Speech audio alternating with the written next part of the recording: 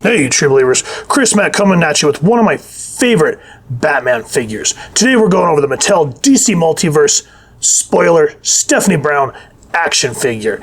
And I'm so happy that I have this in my collection. The Spoiler has always been one of my longtime favorite characters, especially her relationship with Tim Drake. It just gave a different level to both of the characters. Now, if you want to pick up this particular piece, sadly, it's not available at any of the conventional places that we normally talk about. So first and foremost, always check with your local comic shop and see if maybe someone has traded one in, or just buy a fluke if they have one, or wherever it is you like to get your action figures and comics. Also, at the time of this recording, I do see that she is available on Amazon. So if you're interested in the Spoiler, definitely go that route. Now, the Mattel packaging I like a little bit more than the McFarlane's. It just has this dynamicness about it that looks really fancy. I just love how they have the kind of updated version DC logo there, the traditional, not the traditional, but the more comic version one there. Spoiler, awesome comic book art, which is what I'm all about. Love it. Multiverse, Mattel there. Then this is part of the Collect and Connect Lex Luthor version. Come around to the side, get that DC logo with that great artwork of Stephanie Brown. I'm not 100% sure who did that piece, but still gorgeous. If you know, let me know down in the comments. Also on the top, kind of has that spot varnish, very cool digital look of DC there. Love it. On the back, there's a read-up. I'll make sure to get a close-up so you can check it out at your convenience. And also the figures that you need to build Lex Luthor. Come back around this way. Same beautiful artwork there. Nothing on the bottom. So with that said, is this Mattel Multiverse figure worth a flip or not? Let's get Stephanie out and get a closer look at her. And here's the Spoiler out of the packaging, and as you can see, kind of a simplistic looking figure, but it looks like she jumped right off the pages of Detective Comics and Batman. For this particular figure, there are a lot of things that I do like, and there's a few things that were omitted or just straight up chap my hide, run me up the wall, and frost me. But nonetheless, just looking at her here on the spinner, you can see that this at least gives a great representation of Stephanie Brown, the Spoiler. So let's go into a deeper dive with this character. Now, before we dive into the figure, let's talk about her backstory. Stephanie Brown was created by Chuck Dixon and Tom Lyle. Her first appearance was Detective Comics 647 from June 1992, and then appeared as the Spoiler in issue 648. She is the daughter of the criminal Cluemaster. Dixon reinvented Cluemaster to have a daughter named Stephanie for a plot device for his 3-issue arc, so that Stephanie could spoil her father's plans. And she kind of, was supposed to kind of disappear, but due to her popularity, Dixon's Robin series featured her as the love interest for Tim Drake, and that's just one of the relationships that every Robin fan of that era loved and was really looking forward to when they did A Lonely Place of Living or Dying. I can't remember, it was the James Tynion run, where Tim was talking about retiring, and Stephanie's like, come with me, let's have a normal life together, before he allegedly died. That was beautiful, and it would have been a great way to send off Tim if that was the plan.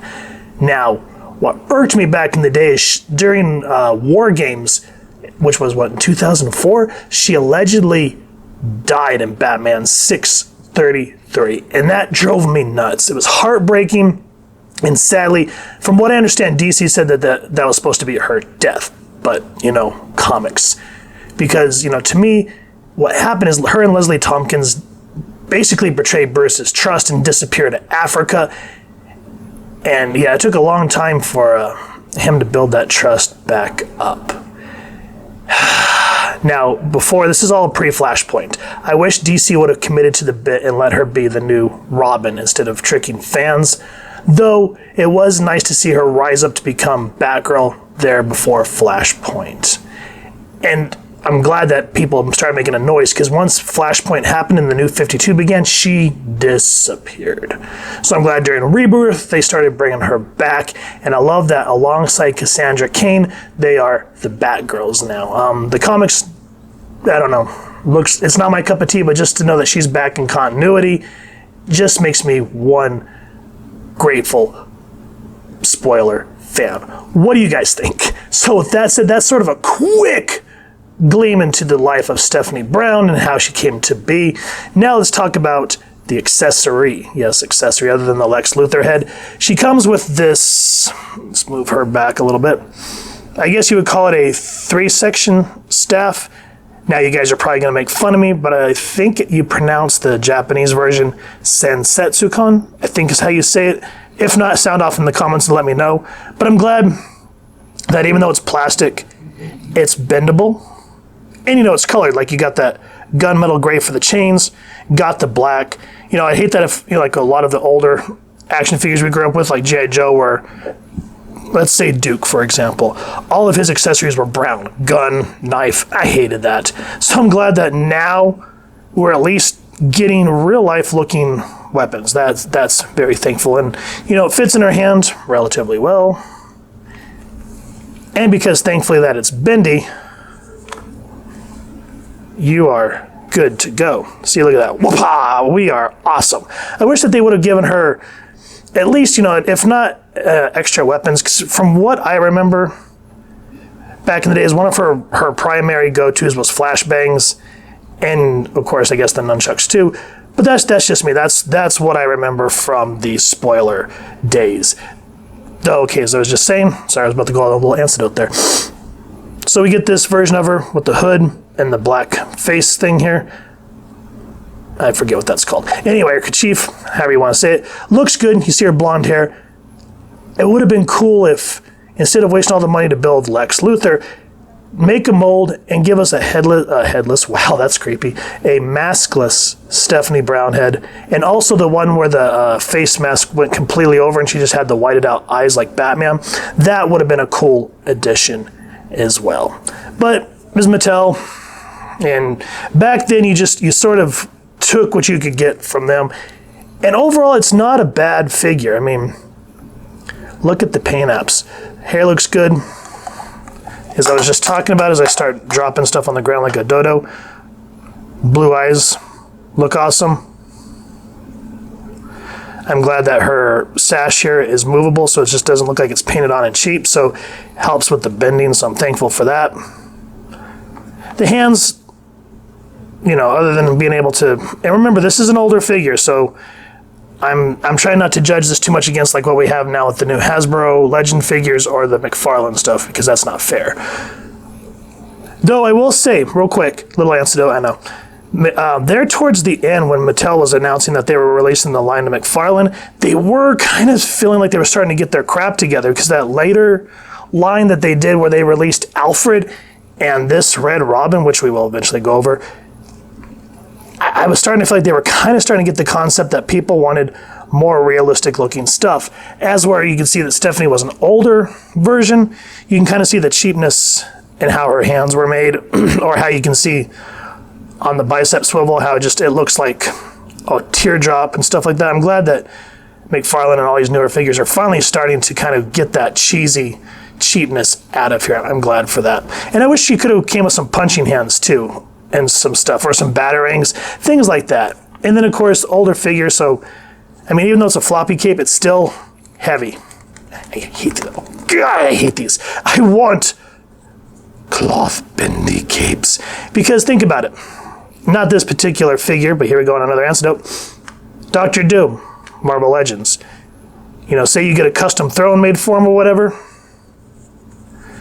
It's hard to sit them down. You have limited, and let's say I want to put Stephanie in a Batmobile or something. Look at how that bows, and it looks so stupid. As where if you have bendy wire cape, you don't have to worry about that. So I'm hoping with the newer iterations of McFarlane and Hasbro that they'll start listening to that, because this, just sick of it. Now, paint apps look good. I'm right now. I think I've had enough coffee. Moving on. Looks good. Doesn't feel like doesn't feel like they cheated. Like, we've seen some figures where like they'll have dry brushing on the front, and then when you go to look at the back, it's gone. So I'm glad that they at least didn't skimp out. Boots look fancy, and other than that, cape looks good. Has all the nice wrinkles the way it's supposed to. Happy in that regard. Now, as for the articulation, because of the hair and the hood, there's like 0 to none up and down movement on the head, like ever so much. You can at least twist it that way, and there's no play. You're kind of stuck with that one look. So hands can go up that way, 360 all the way around. Bicep swivels we just talked about. And then of course this. I'm glad that we're getting away from this. Yes, it's a 90-degree elbow, but no double jointedness. That's it. We're stuck. Hands can spin 360, hands go up and down. Not much of an ab crunch, and it goes just like with every other female figure. It goes from here instead of down towards the solar plex, so it's kind of there, but not really. And then of course you can twist the waist. Thankful for that. Legs, get a nice split going on. Can kick out really well. And then one thing that I liked about Mattel is they don't have the soft butt flap like McFarlane has, and then, you know, the dreaded butt flap from Hasbro. Oh wait, I'm wrong. I thought I could kick it back. Nope, it's got the dreaded butt flap. You can't unless you go sideways, which looks funny. I mean, it looks like a realistic back kick, but still, if you want to make it look like she's running, no one throws their leg out sideways like a gazelle like that. So, sadi chadi, that don't work.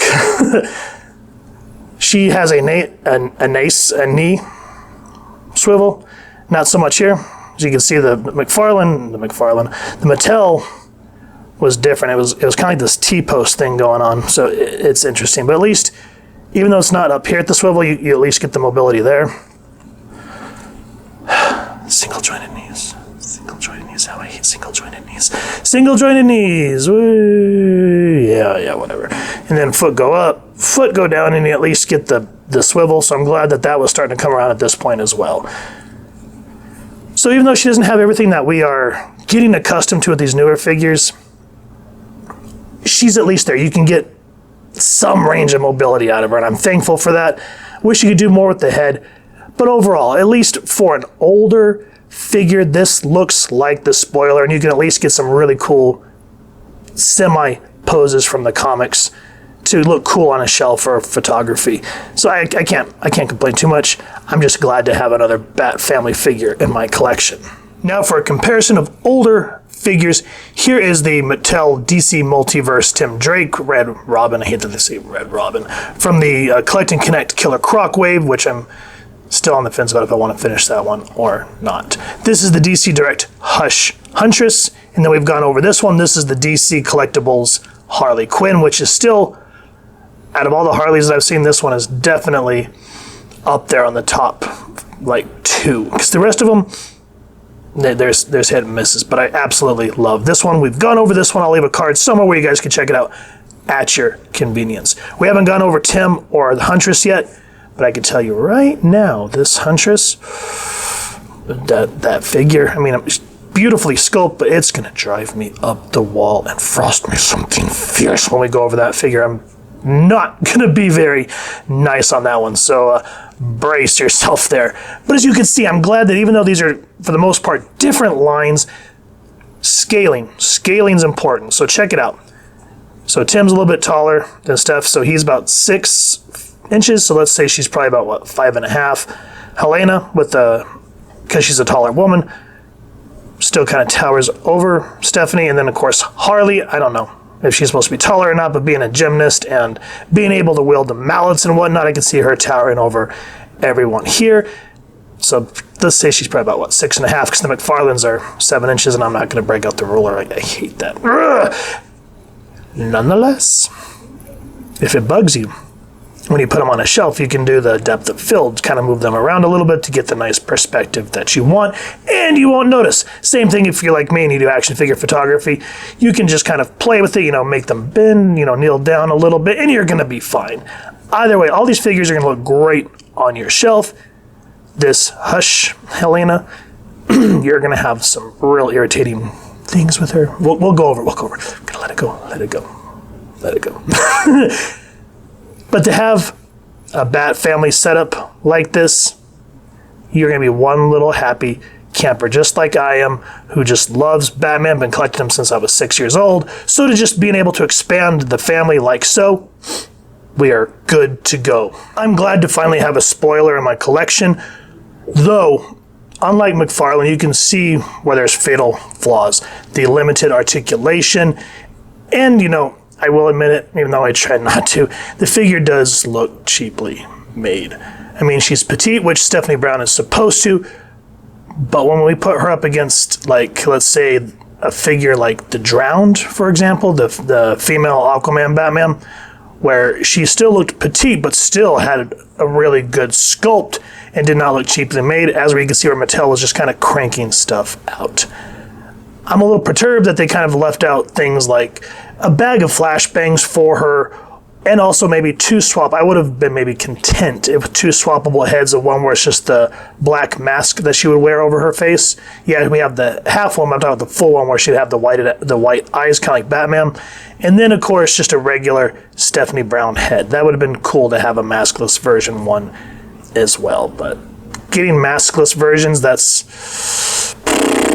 the only people that are really kicking ass with that right now is Hasbro with the Marvel line. Nonetheless, all that aside, and of course also, got to talk about it, the cape. These big, heavy, plastic capes. Give us bendy wire already. This, no, stop it. Stop it. I'm just hoping that eventually we can get rid of these heavy plastic capes that limit mobility and trying to make a figure crouch or sit down, compared to how Mafex and NECA are kicking ass on that. So we shall see. But all that aside, having this character in my collection next to my Tim Drake, I am happy as a little clam. Loving that I'm expanding the Bat Family line. What do y'all think of this figure? If you've enjoyed what you've seen, please first and foremost support your local comic shop or wherever it is you like to get your comics and figures, and grab yourself this figure, or check out the places we talked about at the beginning of the review. Speaking of, if you have enjoyed this review, we really would appreciate if you take a moment to like, share, and subscribe. Helps the club channel more than you could possibly know. And if you don't mind hitting that fancy little spoiler bell next to subscribe, that way as we can upload content, you guys get notified. Come to the channel, and we love talking with you and hearing your thoughts and feedback down in the comments below, or our social media pages, which I will make sure to leave the links down in the description. So with all that said, photo slideshow coming up next. Hope y'all continue to have an absolutely amazing day reading, and happy hunting, true believers.